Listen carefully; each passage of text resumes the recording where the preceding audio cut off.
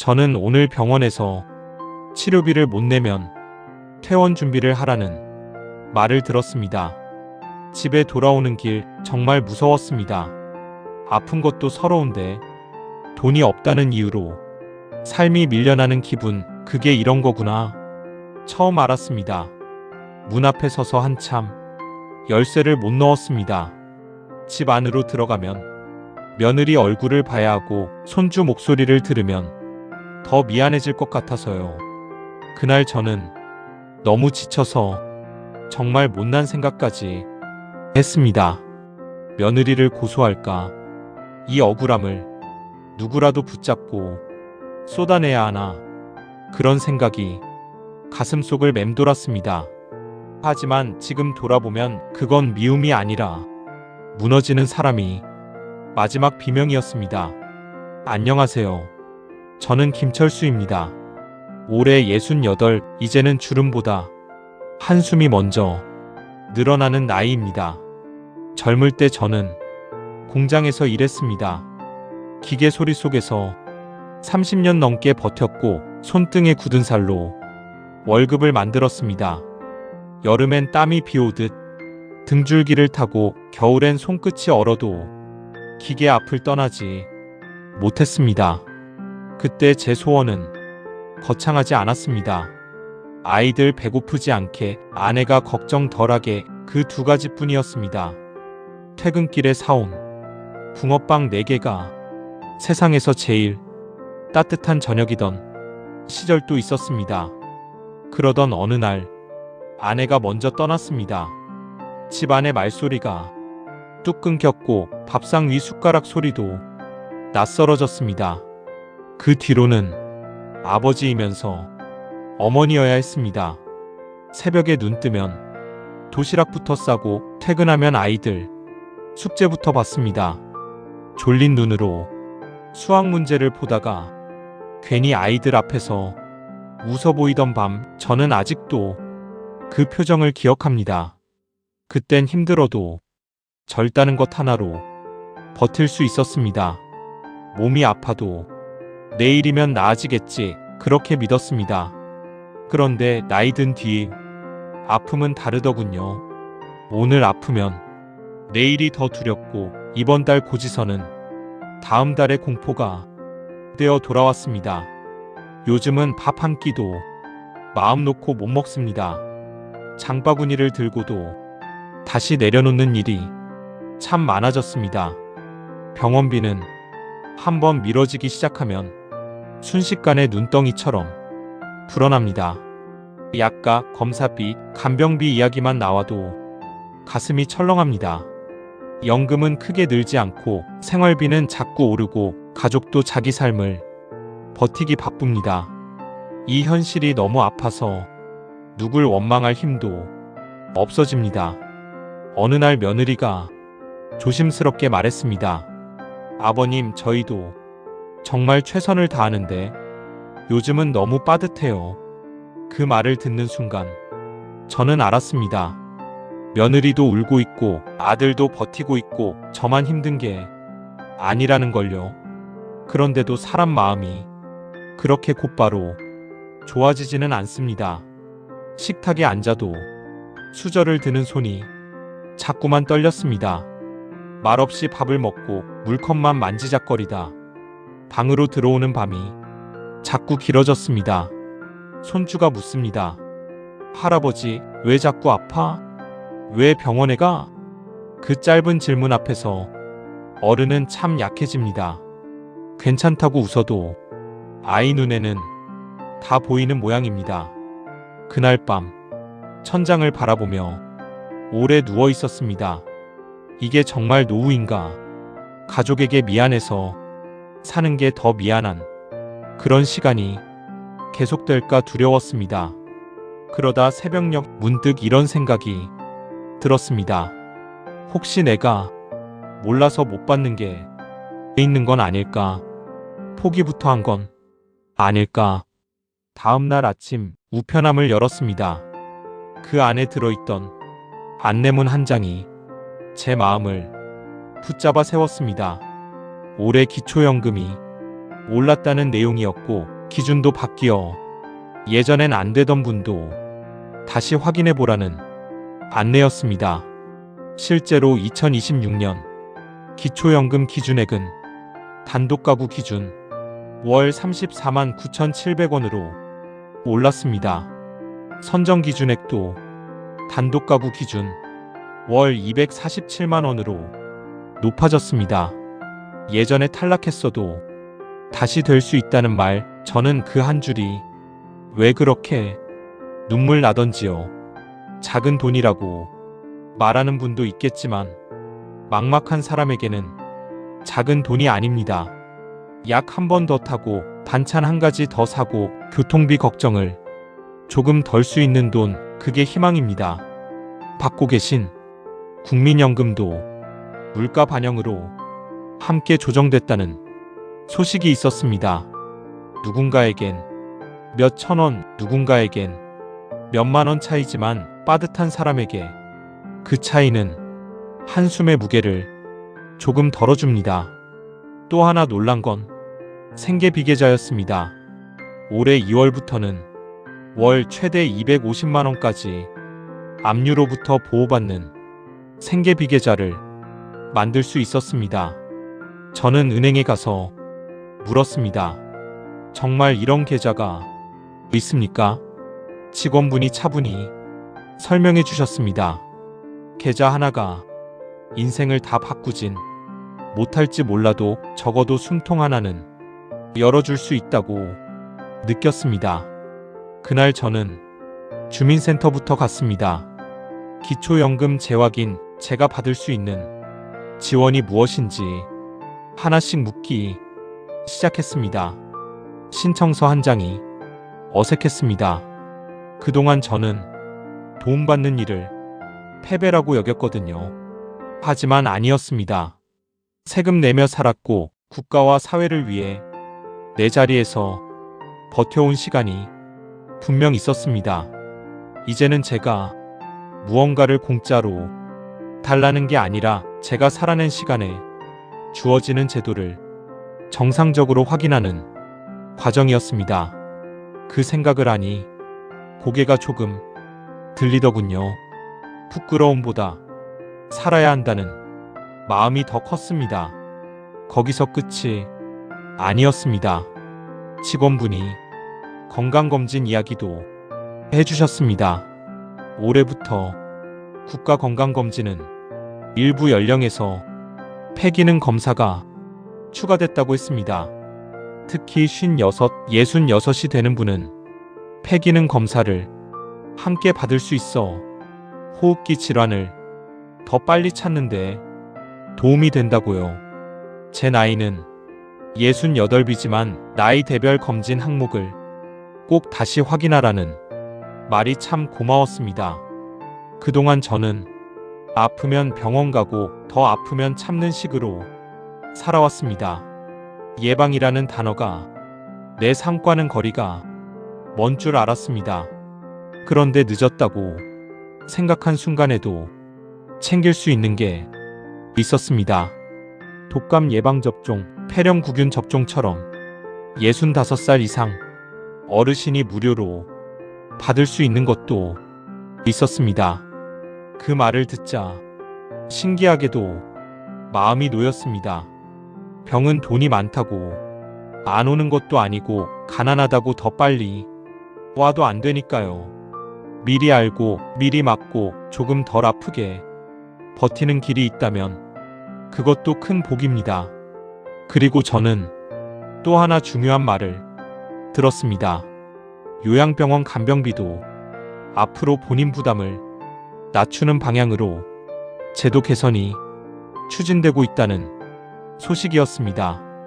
당장 오늘 모든 부담이 사라지는 것은 아니었습니다. 하지만 앞으로 길이 열린다는 사실, 그것만으로도 사람은 버틸 힘을 얻습니다. 저는 병원에 전화해 제 상황을 설명했고 사회복지 상담을 받을 수 있는지 물어보았습니다. 이전에 저는 병원에 전화하는 것도 겁이 났습니다. 돈 이야기부터 나올까봐, 혹시 민폐가 될까봐 입을 다물었습니다. 그런데 막상 한번 묻고 나니 생각보다 많은 길이 있었습니다. 상담 창구, 분할 안내, 지원 연결 가능성, 제가 몰랐을 뿐 세상은 완전히 막혀 있지 않았습니다. 며느리에게도 그 이야기를 조심스럽게 했습니다. 나 한번 다시 알아보려 한다. 내가 너무 미안해하지 않았으면 좋겠다. 며느리는 제 말을 듣고 한참을 울었습니다. 아버님, 저희도 포기하고 싶지 않았어요. 같이 알아봐요. 그 말이 제게는 약보다 먼저 듣는 위로였습니다. 며칠 뒤에는 통합돌봄 이야기도 들었습니다. 2026년 3월 27일부터 지역사회 통합돌봄이 전국에서 시행된다는 소식이었습니다. 이 제도는 의료와 요양, 돌봄 서비스를 살던 곳에서 이어받을 수 있게 돕는 방향으로 움직입니다. 신청은 읍면동 주민센터나 건강보험공단 지사에서 본인이나 가족이 할 수 있다고 안내받았습니다. 이 말이 왜 그렇게 크게 들렸는지 아십니까? 이제는 아프다고 해서 무조건 집을 떠나 모든 걸 포기하는 시대만은 아니라는 뜻처럼 들렸기 때문입니다. 물론 지역에 따라 연계되는 서비스는 조금씩 다를 수 있습니다. 하지만 중요한 건 혼자 알아서 버티라는 방식에서 함께 계획을 세워 연결해주는 쪽으로 바뀌고 있다는 점입니다. 저는 바로 신청 상담을 받아보았습니다.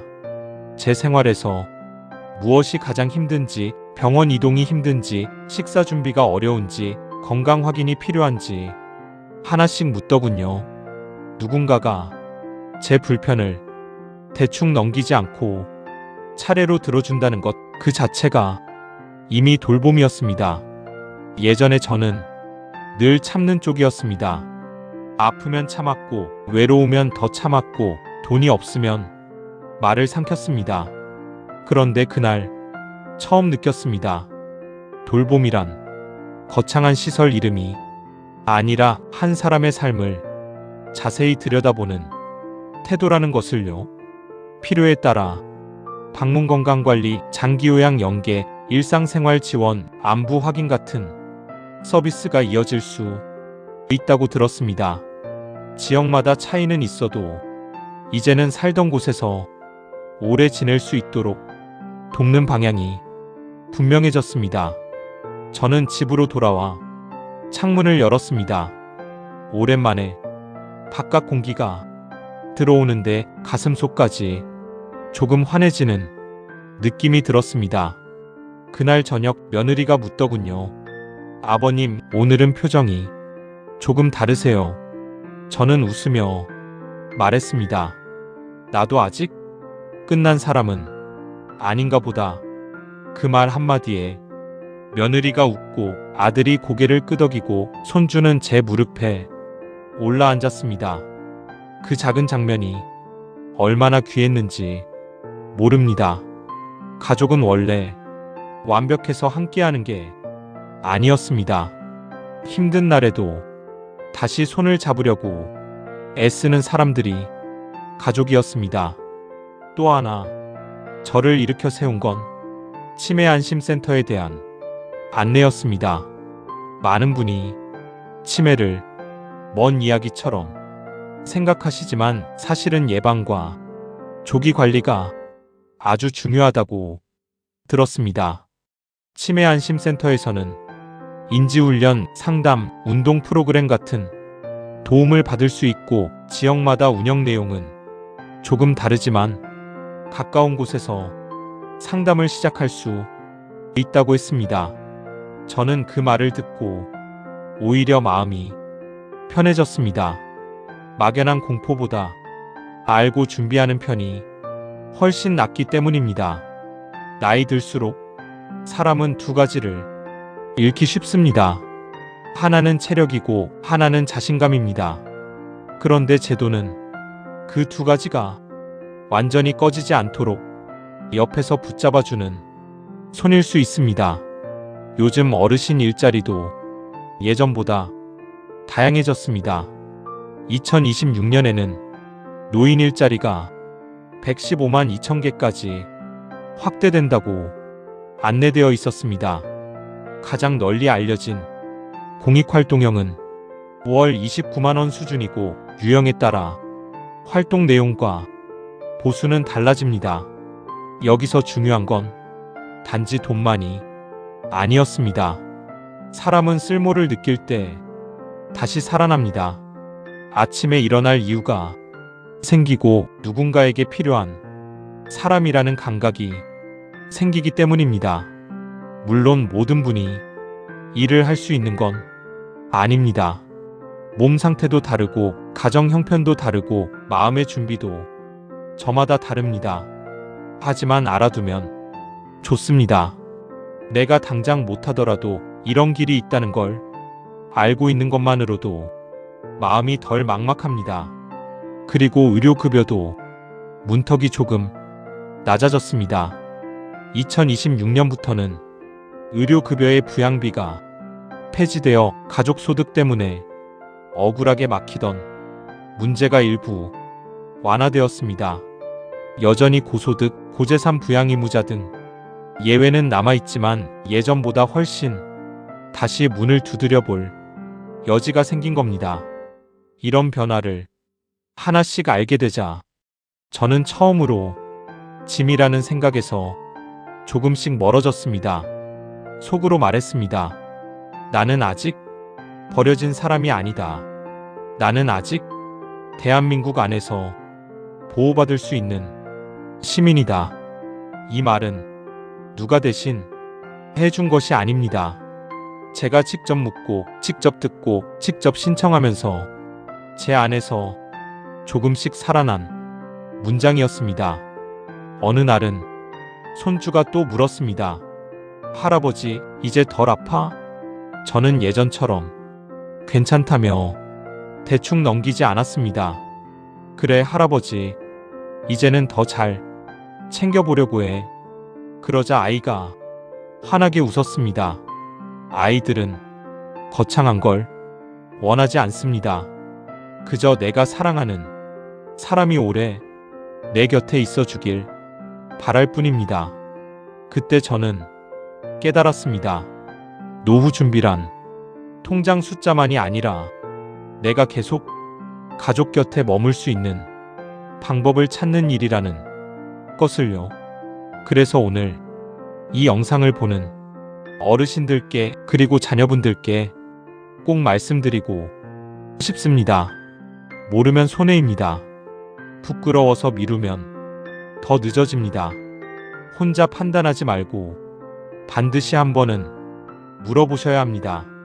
주민센터에, 건강보험공단에, 국민연금공단에, 보건복지상담센터에 물어보면 길이 열립니다. 제가 오늘 거창한 기적 이야기를 하는 게 아닙니다. 저는 단지 묻기 시작한 뒤에 삶이 조금씩 바뀌었다는 말을 드리는 겁니다. 한 통의 전화가 한 달의 걱정을 덜어줄 수 있고 한 번의 신청이 한 가족의 눈물을 멈추게 할 수도 있습니다. 혹시 예전에 신청했다가 탈락하신 분도 계실 겁니다. 저도 처음엔 그 기억 때문에 다시 가기가 싫었습니다. 한 번 안 됐는데 뭘 또 가느냐, 괜히 창피만 당하는 것 아니냐, 그런 마음이 컸습니다. 하지만 제도는 해마다 바뀌고 기준도 달라지고 내 사정도 달라집니다. 그러니 예전 결과가 영원한 답은 아닙니다. 특히 올해처럼 기초연금 선정 기준이 올라간 해에는 예전 탈락자도 다시 확인할 이유가 충분합니다.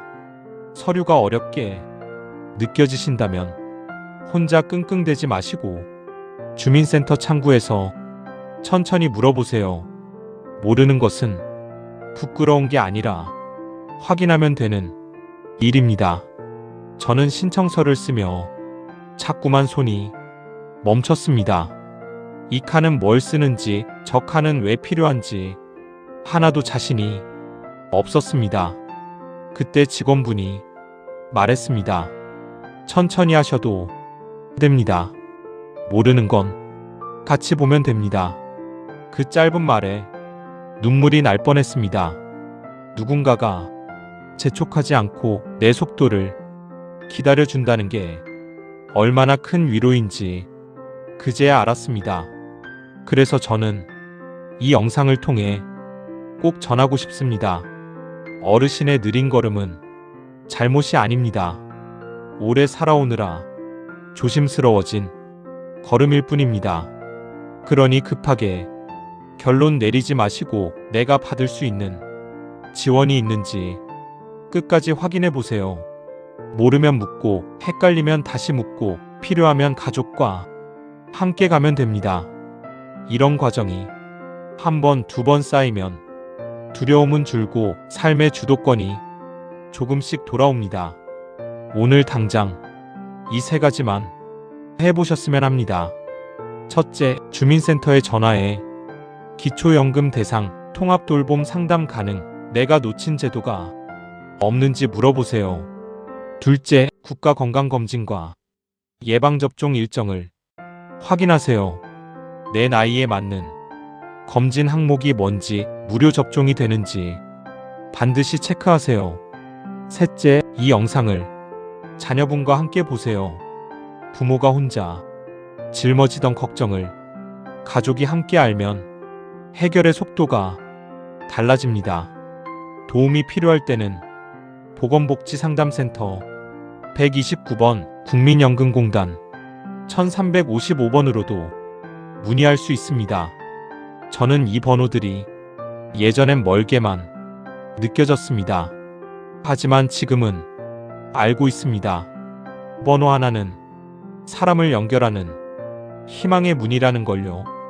여러분, 나이 든다는 건 쓸모가 끝나는 것이 아닙니다. 도움이 필요해지는 순간이 조금 늘어나는 것뿐입니다. 그리고 도움이 필요한 사람은 부끄러운 사람이 아닙니다. 오래 버틴 사람, 많이 견딘 사람, 이제는 손을 잡아도 되는 사람입니다. 저는 여전히 완전히 편해진 건 아닙니다. 병원도 가야 하고 몸도 예전 같지 않고 걱정이 아예 사라진 것도 아닙니다. 하지만 분명히 달라진 게 있습니다. 절망 속에서 가만히 무너지는 대신 하나씩 알아보고 하나씩 연결하며 살아볼 마음이 생겼다는 겁니다. 아침에 일어나 창문을 열고 햇살을 한 번 더 보고 약을 챙겨 먹고 필요한 서류를 차근차근 모으는 일, 그 평범한 일이 다시 가능해졌습니다. 며느리와는 예전보다 더 자주 이야기를 합니다. 미안함만 주고받던 사이에서 이제는 같이 방법을 찾는 사이가 되어가고 있습니다. 아들도 퇴근하면 묻습니다. 아버지, 오늘 어디 알아보셨어요? 그 말이 잔소리가 아니라 응원처럼 들립니다. 손주는 여전히 제 손을 잡고 산책하자고 합니다. 그 짧은 걸음이 제게는 운동이고 희망이고 살아야 할 이유입니다. 통합돌봄이든 기초연금이든 건강검진이든 예방접종이든 치매안심센터든 노인 일자리든 중요한 건 지금 내 삶에 맞는 문을 한번 두드려보는 겁니다. 세상 모든 제도가 한 번에 나를 구해주진 않습니다. 하지만 한 제도는 이번 달을 버티게 하고 또 다른 제도는 몸을 지키게 하고 또 다른 연결은 마음을 살립니다. 삶은 그렇게 한 번에가 아니라 조금씩 나아집니다. 저는 한때 며느리를 원망했고 세상을 미워했고 제 자신이 짐이라고 여겼습니다. 하지만 지금은 압니다. 그날 저를 가장 괴롭혔던 것은 가난만이 아니라 정보의 부족과 혼자라는 착각이었다는 사실을요. 여러분은 혼자가 아닙니다. 가족이 있고 이웃이 있고 상담 창구가 있고 제도가 있습니다. 그러니 제발 속으로만 울지 마세요. 아프면 아프다고, 힘들면 힘들다고, 모르면 모르겠다고 말해도 됩니다. 그 말 한마디가 부끄러움이 아니라 회복의 시작입니다. 혹시 지금 이 순간도 치료비 때문에, 생활비 때문에 가족에게 미안해서 잠 못 이루는 분이 계시다면 제가 꼭 말씀드리고 싶습니다. 오늘이 끝이 아닐 수 있습니다. 지금부터 다시 확인하면 됩니다. 한번 떨어졌어도 다시 물어보면 되고, 예전에 몰랐던 제도는 오늘 알면 됩니다. 포기하지 마세요. 정말로 조금만 더 확인해 보세요. 그리고 한 가지 더, 가족 여러분께도 꼭 말씀드립니다. 부모님은 종종 괜찮다고 하십니다. 괜히 자식 걱정시킬까 싶어서입니다. 병원비가 얼마인지, 약값이 얼마나 드는지, 통장에 뭐가 남았는지 끝까지 숨기시는 분도 참 많습니다. 그러니 부모님이 괜찮다고 하실수록 한 번 더 물어봐 주세요. 요즘 신청할 수 있는 것 같이 알아볼까요? 이 한마디가 부모님에겐 살아도 되겠다는 허락처럼 들릴 수 있습니다. 그리고 자녀분들께도 부탁드립니다. 부모님이 괜찮다고 하셔도 정말 괜찮은지 한 번 더 살펴봐 주세요. 어르신들은 미안해서 말을 줄이시는 경우가 참 많습니다. 돈 얘기, 몸 얘기, 외로움 얘기를 끝까지 숨기다가 더 크게 아프십니다. 그러니 함께 전화해 주시고 같이 서류를 보고 같이 신청해 주세요. 그것만으로도 부모님 마음은 훨씬 덜 외롭습니다. 저는 이 영상을 만들며 다시 생각했습니다. 인생의 마지막은 거창한 성공이 아니라 존엄을 지키는 일, 그리고 사랑하는 사람과 끝내 멀어지지 않는 일이어야 한다고요. 돈이 조금 모자라도, 몸이 조금 느려져도 사람이 사람답게 살 수 있게 돕는 것, 그게 좋은 제도이고 따뜻한 사회라고 믿습니다. 오늘 제 이야기가 조금이라도 도움이 되셨다면 주변 어르신께 꼭 전해주세요. 누군가에게는 이 영상 한 편이 다시 주민센터로 걸어가게 만드는 첫 용기가 될 수도 있습니다. 구독과 좋아요, 알림 설정도 부탁드립니다. 저는 앞으로도 어르신들께 실제로 도움이 되는 제도와 신청 이야기, 치매 예방 습관, 노후 준비 방법을 쉽고 따뜻하게 계속 전해드리겠습니다. 댓글에는 철수 할아버지 화이팅 혹은 오늘 가장 마음에 남은 한 문장을 남겨주세요. 여러분의 댓글은 저 같은 사람에게 정말 큰 힘이 됩니다. 누군가의 공감은 또 다른 누군가의 내일을 살립니다. 어르신 여러분, 오래 사신 것이 이미 얼마나 대단한 일인지 잊지 마세요. 지금까지 견뎌오신 시간 자체가 존경받아 마땅합니다.